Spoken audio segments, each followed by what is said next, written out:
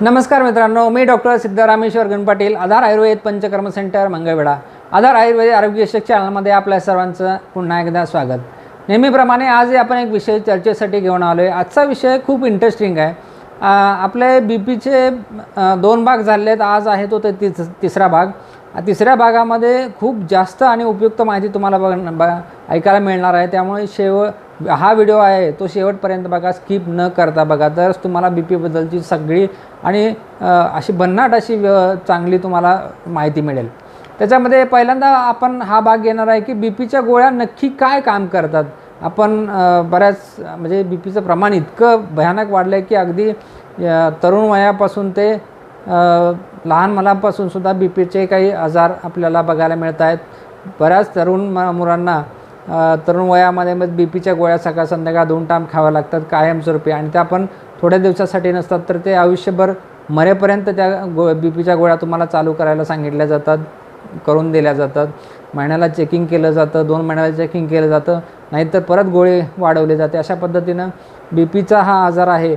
त्याच्यामध्ये ह्या ज्या बी पीच्या गोळ्या आपण घेतो, डॉक्टरकडे गेल्यावर आपण बी पी चेक करतो, 120-80 ही नॉर्मल जी रेंज आहे ठरवलेली WHO, तर त्या रेंजच्या वरती जर बी पी गेला 140, 150, 160 वरचा बी पी आणि खालचा बी पी 90च्या खाली 80च्या खाली गेला, 70 किंवा 80च्या वरती गेला, 100 हाय बी पी म्हणजे 120चा बी पी 140, 50, 60, 70, 200पर्यंत जाणे, आणि खालचा जो बी पी आहे तो 80च्या वरती 90, 100ला जाणे. मी खालचा बी पी आणि वरचा बी पी कसा असतो, काय असतो, कसा वाढतो, आणि त्याला कधी वरचा बी पी म्हणावं आणि कधी खालचा बी पी मिळावं हे मी तुम्हाला अगोदरच्या व्हिडिओमध्ये सांगितलं आहे. बघितलं नसेल तर तो व्हिडिओ नक्की जाऊन बघा, तेव्हाच तुम्हाला हा व्हिडिओ पूर्णपणे चांगला समजेल.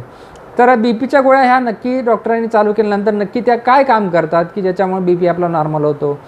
तर आपल्या ह्या बी पीच्या गोळ्या ज्या आहेत हे मी रक्तदाब म्हणजे काय सांगितलं. रक्तदाब आणि बी पी म्हणजे ब्लड प्रेशर म्हणजे काय, रक्त आणि रक्तवाहिन्यावरती आतला जो रक्ताचा दाब आहे त्याला आपण ब्लड प्रेशर किंवा रक्तदाब म्हणतो. तर ह्या बी पीच्या ज्या गोळ्या आहेत त्या काय काम करतात, तर त्या आपल्या रक्तवाहिन्या ज्या आहेत त्याचं विस्फारण करण्याचं काम करतात. त्याला ज्या अरुंद झालेल्या आहेत त्याला फुगवतात. फुगवल्यामुळे त्या रक्तवाहिन्यावरच्या आतल्या भिंतीवरचा रक्ताचा दाब हा कमी होतो. त्यामुळे आपला बी पी कमी होतो. आपल्याला वाटतं की आपला बी पी आता नॉर्मलला झाला. पण हे असं जर किती दिवस आपण करत राहणार आहे. हे बी पीच्या गोळ्या दिल्यानंतर जे रक्तवाहिनी आपली असते त्याचं विस्फारण होतं. पण हे जे विस्फारण जे आहे, विस्फारण करणं म्हणजे बी पीच्या गोळ्या खाऊन ते बी पी रक्तवाहिनी जी आहे आपली जी दबलेली असते, अरुंद झालेली असते, ती कशामुळे अरुंद झालेली असते, आपोआप अरुंद होत नाही, तर त्याच्यामध्ये कचरा साठलेला असतो. तर कचरा कुठला, तर हे आपण जे फास्ट फूडमधलं जे काय अन्न खाल्लेलं असतं त्याला रक्तवाहिन्याला कडकपणा आलेला असतो. कारण आपण कुठल्याही प्रकारचे त्याला चांगलं राहावं यासाठी जे काही उपचार करावे, प्रिव्हेंटिव्ह मेजर्स असतात आपलं शरीर आणि रक्तवाहिन्या चांगलं राहावं यासाठी, यातल्या कुठल्याही गोष्टी आपण त्या करत नाही. त्यामुळं त्याचं जे काही विस्फारण करण्याची क्षमता आहे ते पूर्णपणे ह्या बी पीच्या गोळ्यांनी वापरली जाते. तर हे चांगलं आहे की वाईट आहे, तर चांगले आहे वाईट आहे हे आपण आता तुमच्यावरती सोडून देतो. त्याचं कारण मी सांगतो. कारण बी पीच्या गोळ्याने जे विस्फारण करणं हे आपल्या रिझर्वसाठी ठेवलेलं असतं. कारण का, तर आपण काही वेळेला धावतो, पळतो, चालतो, कुठलं तरी स्ट्रेस येतं आपल्याला, त्यावेळेला आपला हृदय रक्त जास्त वेगानं काम करतं. जे 5 लिटरच्या ऐवजी 7 लिटर 10 लिटर मिनटाला रक्त बाहेर पाडतं आणि रक्तवाहिन्यावरती दाब वाढतो, ब्लड प्रेशर वाढतं. त्यावेळी आपल्या शरीराची संवेदना जागी होते, जी फायटिंग सिस्टीम आहे ती चालू होते, आणि त्यावेळी रक्तवाहिन्या विस्फारण करण्याचं काम करतं. तो रिझर्व हा आपल्या शरीरानं शरीराच्या रक्षणासाठी राखून ठेवलेला असतो. तो विस्फारण करण्याचा रिझर्व आहे. म्हणजे ज्यावेळी आपण कुठली तरी गोष्ट ऐकतो, आपल्याला टेन्शन येतं किंवा आपण खूप जास्त धावतो, पळतो, चालतो, वेगानं काम करतो, त्यावेळी आपल्याला ज्यावेळी हृदय जास्त पंप करतं, रक्तवाहिन्यामध्ये रक्तदाब वाढतो, त्यावेळी शरीर आपल्या रक्तवाहिन्यांना फुगवण्याचं काम करतो. तो जो रिझर्व आपल्या शरीरानं राखून ठेवलेला असतो तो रिझर्व ह्या बी पीच्या गोळ्या पूर्णपणे संपवून टाकतात. जेणेकरून त्याचा दुष्परिणाम काय होतो, आत्ता तुमचा बी पी नॉर्मल येतो आहे गोळी खाल्ल्यामुळं, त्या गोळ्या काय करतात, त्या रक्तवाहिन्यांचं विस्फारण करतात, त्यामुळे बी पी नॉर्मलला येतो. पण इतर वेळी जर आपण समजा कुठे धावायला गेलो आहे, पळायला गेलो आहे, कुठलं तरी स्ट्रेसचं काम झालं आहे, त्यावेळी जो वापरण्याचा रिझर्व आहे तो पूर्णपणे अगोदरच आत्ताच जर बी पीच्या गोळ्यांनी यंग वयामध्ये, तरुण वयामध्ये वापरला गेला किंवा इतर कोणत्याही वयामध्ये जर तो वापरला गेला, तर आपण इतर वेळी जे काही असे धोके निर्माण होतात त्यावेळी तो रिझर्व शिल्लक राहत नाही आणि त्यावेळी आपल्याला मात्र हार्ट अटॅक किंवा कुठल्याही प्रकारच्या रक्तवाहिन्याचे आजार होण्याची शक्यता असते. रक्तवाहिन्यांच्या आतला एंडोथेलियल लेअर हा फुगू शकतो, फुटू शकतो, रक्ताची गुठळी तयार होऊ शकते आणि ती हृदयाच्या रक्तवाहिन्यामध्ये जाऊन अडकते आणि हार्ट अटॅक आपल्याला येऊ शकतो. तर हे जे आहे रक्तवाहिन्या विस्फारण करण्याच्या ज्या गोळ्या आपल्याला बी पीच्या गोळ्या म्हणून चालू केलेल्या असतात, हा काय पूर्णपणे उपचार आहे का? तर नाही, तो तात्पुरता उपचार आहे. तो पूर्णपणे आजार बरा करण्यासाठी म्हणून कुठल्याही प्रकारे गृहीत धरला जाऊ शकत नाही. तर यासाठी आपल्याला काय केलं पाहिजे? तर आयुर्वेदामध्ये त्याचं सोल्युशन सांगितलं आहे. आणि दुसरा एक प्रश्न तुमच्या मनामध्ये सर्वांमध्ये असतो की एक बी पीच्या गोळ्या बंद करता येऊ शकतात का? तर मी एक आयुर्वेद तज्ज्ञ म्हणून 100% खात्रीने सांगू शकतो की बी पीच्या गोळ्या ह्या बंद करता येऊ शकतात. फक्त त्याप्रमाणे आपण उपचार हे घेतले पाहिजे. त्यासाठी काय क्रायटेरिया आहेत की बी पीच्या गोळ्या आपण बंद करू शकतो, कशा पद्धतीने आपण ते पथ्य पाळू शकतो, काय गोष्टी त्यात मॅनेज केल्या पाहिजेत. ह्या गोष्टी जर मॅनेज केल्या तर बी पीच्या गोळ्या तुमच्या बंदही होऊ पूर्णपणे बंद होऊ शकतात, रिव्हर्स होऊ शकतात. काही वेळेला चुकून एखाद्या कमी पॉवरची गोळी लागू होऊ शकते, पण बऱ्यापैकी जर प्रॉपर तुम्ही हे मॅनेजमेंट केलं तर पूर्णपणे तुमची बी पीची गोळी ही बंद होऊ शकते. त्याच्यामध्ये सगळ्यात महत्त्वाचं म्हणजे की शरीरातलं अतिरिक्त पाणी बाहेर काढणे. काय होतं की बी पी आला म्हणजे मीठ आलं, बी पीची गोळी चालू झाली की तुम्हाला लगेच सांगितलं जातं की मीठ बंद करा. तर मीठ काय करतं, मिठाचा आणि बी पीचा संबंध काय आहे तुम्हाला मागच्या व्हिडिओमध्ये सांगितले, तरी पण मी थोडक्यात सांगतो. मीठ हे पाण्याला धरून ठेवतं. आपल्या शरीरातल्या पाणी धरून ठेवलं की रक्तवाहिन्यामध्ये आणि शरीरावर पाण्याचं प्रेशर वाढतं आणि रक्तदाब वाढतो, ब्लड प्रेशर वाढतं.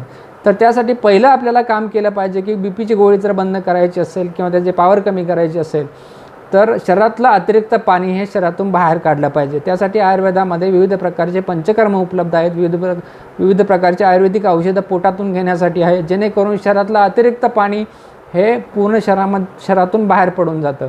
त्यानंतर दुसरं एक येतं की हा रक्तवाहिन्यावरच्या आतल्या थरावरती दाब कशामुळे येतो, तर रक्तवाहिन्यामध्ये कठिनता निर्माण होते. त्या जर लवचिक असतील तर तो रक्ताचा जो दाब आहे तो रक्तवाहिन्यावरती येणार नाही.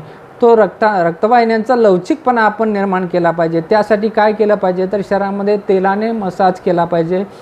तेल हे शरीरामध्ये मुरवलं गेलं पाहिजे. तेही आयुर्वेदातील पंचकर्माने हे खूप चांगल्या प्रकारे आपण करून घेऊ शकतो. कुठल्याही माझ्याकडेच यावं असं नाही, पंचकर्माचे अनेक चांगले सेंटर्स आता प्रत्येक तालुक्या ठिकाणापासूनचे जिल्हा ठिकाणापर्यंत गावागावापर्यंत पोचलेत.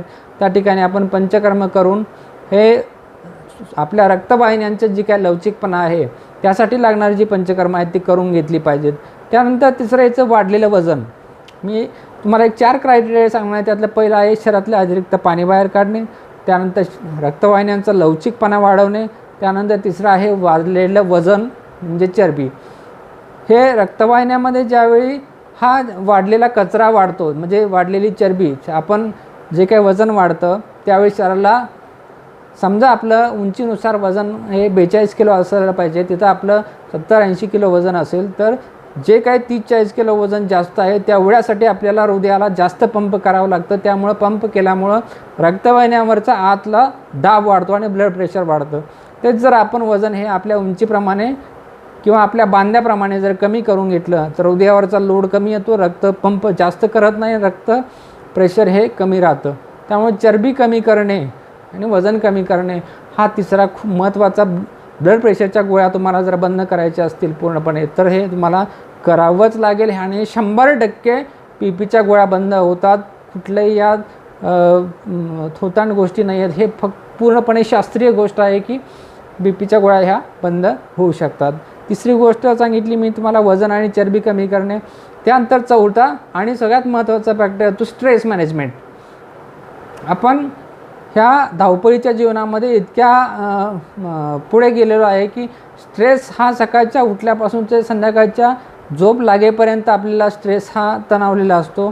तर स्ट्रेस मॅनेजमेंट केल्याशिवाय स्ट्रेसमुळे हार्मोनल चेंजेस होतात आणि मेंदूवरती आणि हृदयावरती त्याचा परिणाम होऊन रक्तप्रवाह आपला रक्तदाब वाढला जातो. तर स्ट्रेस मॅनेजमेंट हे आपण कशा पद्धतीने केलं पाहिजे, तर योगा आणि मेडिटेशन आपण घरी करू शकतो.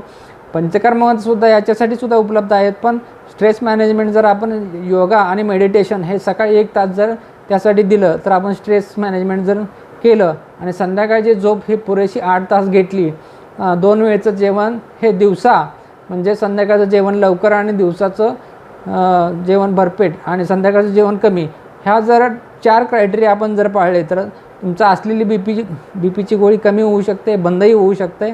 आणि पंचकर्म जर केलं आणि काही डाएट किट जर आपण त्यासाठी केलं आहे, वजन कमी होण्यासाठी आपण डाएट किट देतो की ठराविक पद्धतीचा आहार आपण दिवसभरामध्ये घेतला पाहिजे. आपलं आयुर्वेदातलं डाएटिंग म्हणजे काय काकडी, मुळा, गाजर नुसतं खावा आणि दिवसभर उपास राहावा असं कुठल्याही पद्धतीचं नसतं.